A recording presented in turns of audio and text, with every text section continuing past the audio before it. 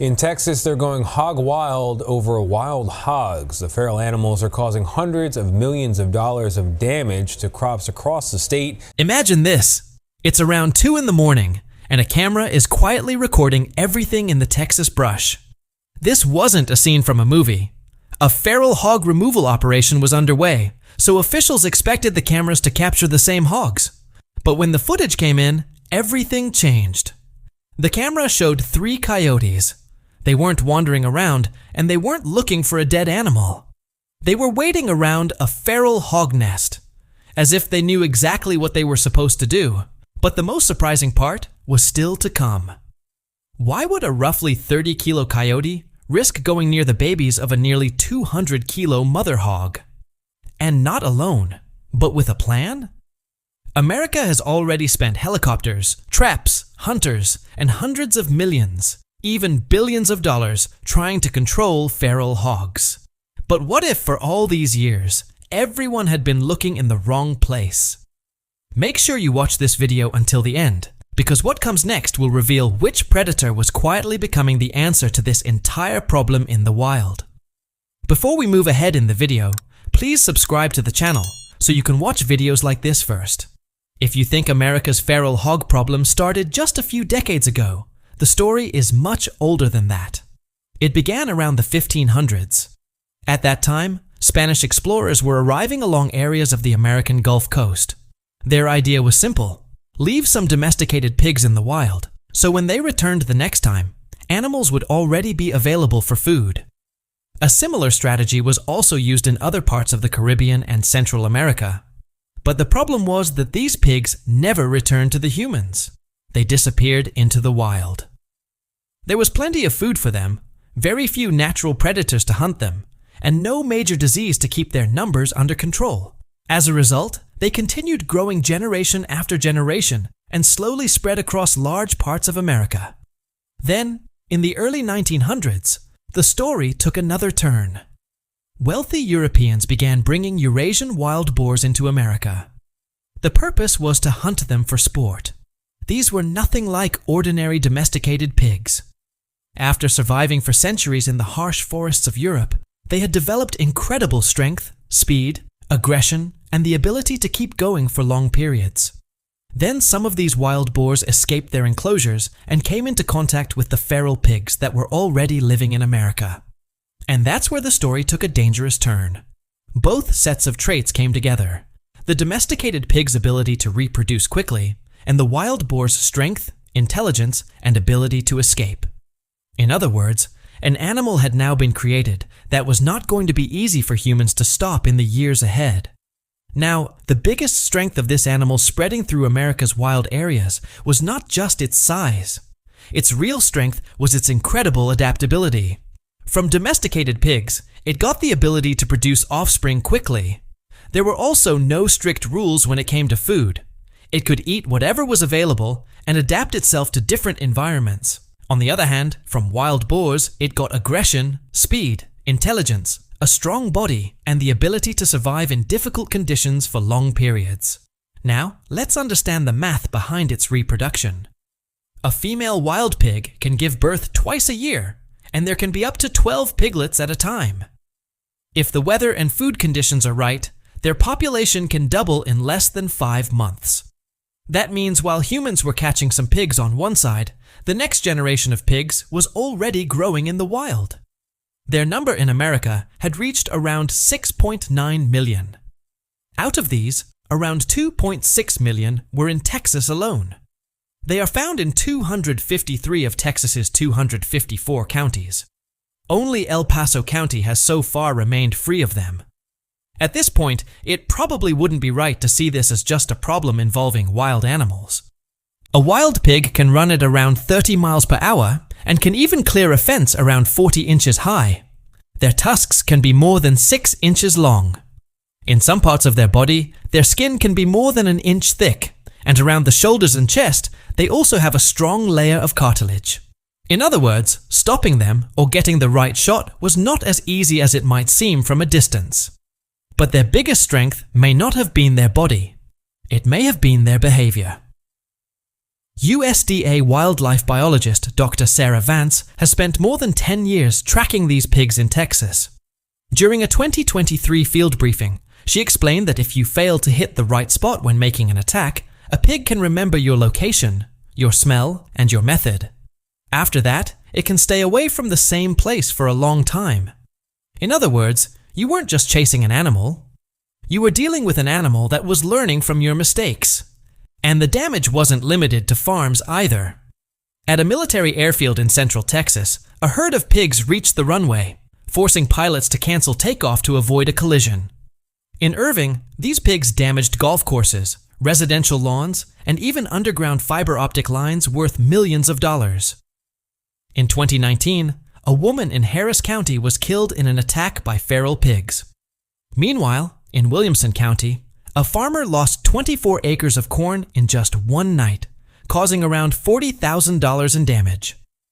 But the real scale of these incidents was much bigger than farms or runways. So far, the damage that had been seen might make it seem like the feral pig problem was limited to farmers or a few properties. But when the full cost of the damage was calculated, the picture turned out to be much bigger. According to research connected to Texas A&M University and the National Wildlife Research Center, feral pigs cause more than $500 million in damage every year in Texas alone. And across the entire United States, that number reaches around $3 billion. Think about it, $3 billion every year. This damage is said to be even greater than the damage caused by other invasive species like Asian carp, fire ants, and Burmese pythons. In other words, the animal that people often see as just a pig that destroys farms had become an extremely expensive biological problem for America. But there is another thing that is important to understand here. Even that $3 billion does not tell the full story. It does not fully record the losses of every rancher.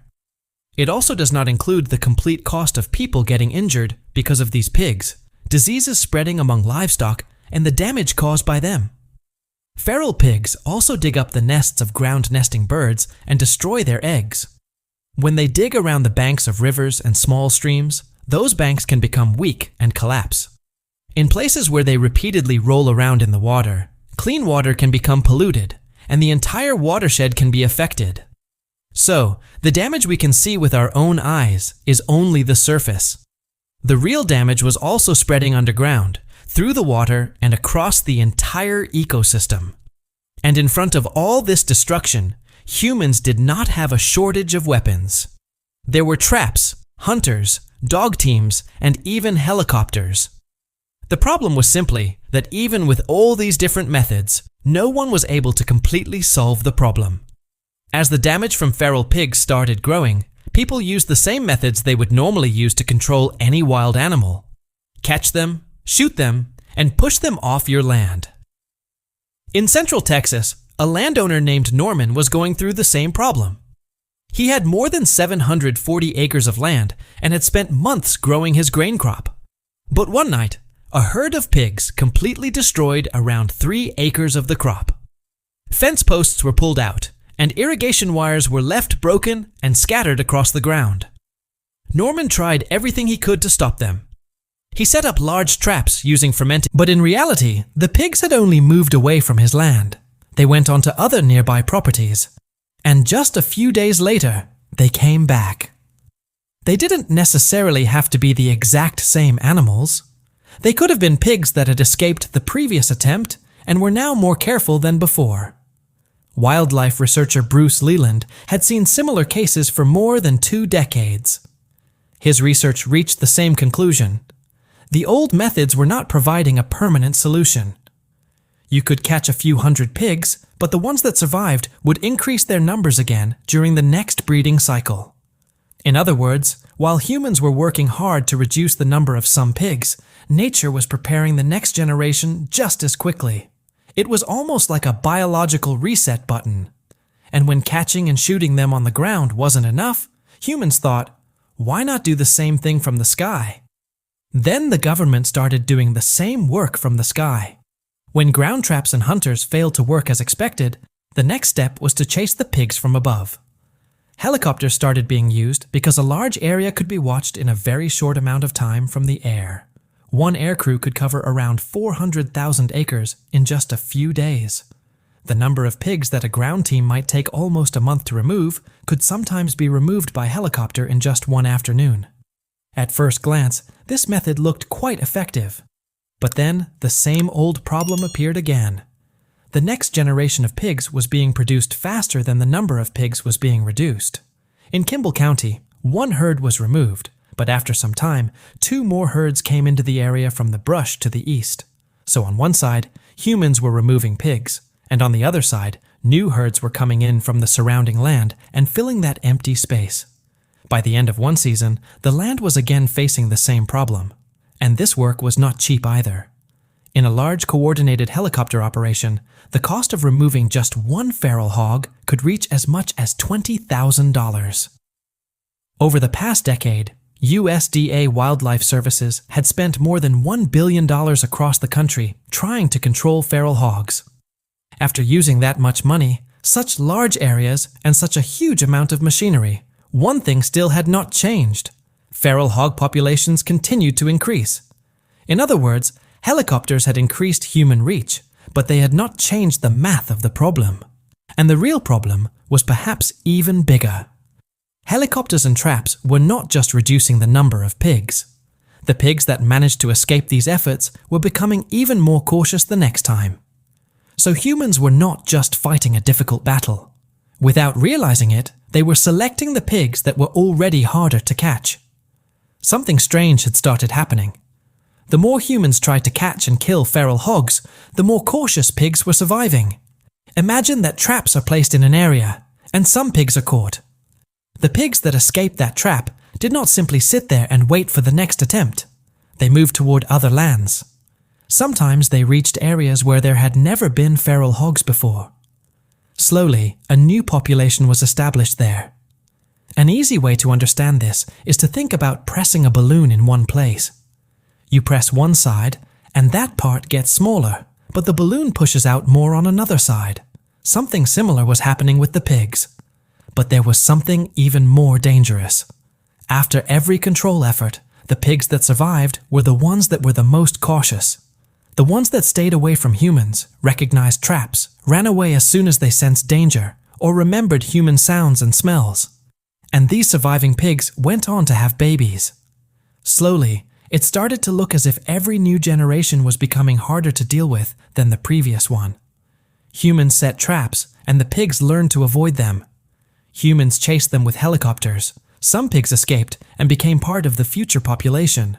In other words, human hunting pressure was unintentionally helping the pigs that were the smartest at avoiding capture. This was the biggest twist in the story. But while humans were stuck in this fight that was making pigs even harder to catch, researchers in Texas Hill Country noticed something completely different. Some feral hog nests were repeatedly being found completely destroyed. At first, no one thought these empty nests could be connected to a predator that might eventually change this entire story. Around 2014, some researchers working in Texas Hill Country started noticing something strange. Some feral hog nests were being found completely destroyed. These were the small places where mother hogs kept their newborn piglets hidden during their first few days. But when researchers reached these nests, there was nothing there. The nest had been dug up, the piglets were gone, and there was only scattered soil around the area. The strangest thing was that there was no blood. There were no signs of an animal being dragged away either. If a large predator had attacked, there should have been some kind of struggle marks. One cold morning, Dr. Michael Bodenchuk reached one of these nests. Frost was still covering the ground. He carefully looked at the soil around the area and started reading the footprints left there. They knew how to recognize bear tracks. They also knew mountain lion tracks, but these were not from either of them. The tracks were small, quite compact, and evenly spaced. After looking at them for a while, it became clear. These were coyote tracks. But this raised a new puzzle. A coyote weighs around 30 pounds, while a large female wild hog can weigh around 200 pounds. That means there was almost a 6 times difference in weight. So how could a roughly 30-pound coyote go near the babies of a 200-pound female hog and attack them? On paper, it seemed almost impossible. But the tracks on the ground had only raised a question. The answer was still missing. Then, a camera in Blanco County recorded something that footprints alone could never prove. Now the story reaches the footage that changed the whole picture. It was around 2 a.m. An infrared camera placed in the Texas brush was continuously recording. Then 3 coyotes appeared. The coyote in front slowly moved toward the nest from the opposite direction of the wind. Its ears were barely visible above the grass. Behind it were 2 more coyotes, spreading out on both sides. They seemed to know when the mother hog would leave the nest. After some time, the mother hog moved away from the nest to look for food. That was the moment. One coyote stayed around the nest, almost as if it was watching for the mother to return. The other started looking for the babies. Then suddenly, movement came from both sides. The coyotes moved toward the nest together. One grabbed a piglet behind the neck and controlled it within moments. Then it was dragged towards the trees. The whole thing was over in less than 5 seconds. This was not about finding the meat of a dead animal. It was clearly a hunt. And the most surprising thing was, this was not the only time. At Fort Hood, where the wild hog population was quite high, researchers studied 18 coyotes. Dr. Justin French's team expected to find common prey like rabbits, rodents, or other small animals in them. But around 1/3 of the coyotes had fresh wild hog piglet tissue. It was clear enough to identify the prey and even estimate its age. In Georgia, more than 30% of coyote scat samples also contained piglet DNA. Now the point was no longer just that coyotes could eat wild hog piglets. The real question was, were they deliberately hunting these piglets? Now the question was how these small coyotes were getting to the babies of such large wild hogs. The simple answer is, a roughly 30-pound coyote cannot fight a nearly 200-pound female hog directly. Doing that could be deadly for the coyote. So instead of fighting, the coyotes adopted a different method. They were not targeting the large hog directly. They were targeting its next generation. Their method was quite clever. One coyote would distract the female pig from the front. Another would come around from the side, and the third would block the escape route. Panicking, the piglets would run in different directions. For a few moments, the female pig could not even understand which way to go. Just at that moment, one coyote would attack the piglet's neck and immediately disappear into the bushes with it. Before the female pig could recover, the coyotes could reach nearly 300 yards away. Such behavior started getting recorded again and again on trail cameras in Texas and Georgia. 3 or 4 coyotes could be seen working together, and each one had its own role. But the story did not end there. In some areas, coyotes also changed the time of their hunting. Normally they hunt at night, but where the number of wild pigs was high, some coyotes started becoming more active around dawn. Why? Because after digging the ground and searching for food all night, the female pig would be tired. Her reaction would no longer be as fast as before. The coyotes had recognized this weakness. This did not look like just an inborn instinct. It was behavior that had developed by watching, trying, and learning from mistakes, and it was also being passed on to the next generation. Dr. Bodenchuk considered this one of the most sophisticated adaptive behaviors he had seen in his 20 years of field research. But the biggest evidence was not the camera. The biggest evidence was the data, which was creating a clear pattern across the entire landscape. By now, it had become clear that coyotes were not just occasionally eating piglets, but the real picture emerged when researchers started looking at data from different areas together. The question was, if coyotes were really hunting piglets on such a large scale, was its effect also visible on the entire wild pig population? There was also a reason behind this. Coyotes generally hunt rabbits, mice, and other small animals. But because of human activities and hunting pressure, their old food sources had decreased in many places.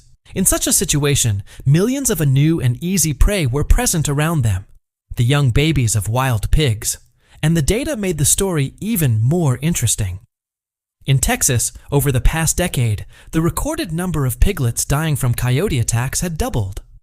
In some areas of Oklahoma and Georgia, where coyotes were continuously active, the wild pig population was seen to have decreased by nearly 20%. In eastern Texas, during the breeding season, cases of more than 30% of piglets disappearing came to light. Now researchers put two maps in front of them. On one side, the number of coyotes, and on the other, the data on piglet deaths. And a strong connection between the two started becoming visible. Where there were more coyotes, piglet mortality was also higher. No trap had been set here. No helicopter was flying. No shot had been fired. Still, within the ecosystem itself, a pressure was working that was affecting the next generation of pigs. This is where researchers started asking a bigger question. Had nature already created some natural control mechanism for this problem? If the answer was yes, then the next question was even more uncomfortable. Because perhaps the very thing humans had been trying to eliminate for years was helping to control the pig population. Now the biggest twist in the story comes. English translation.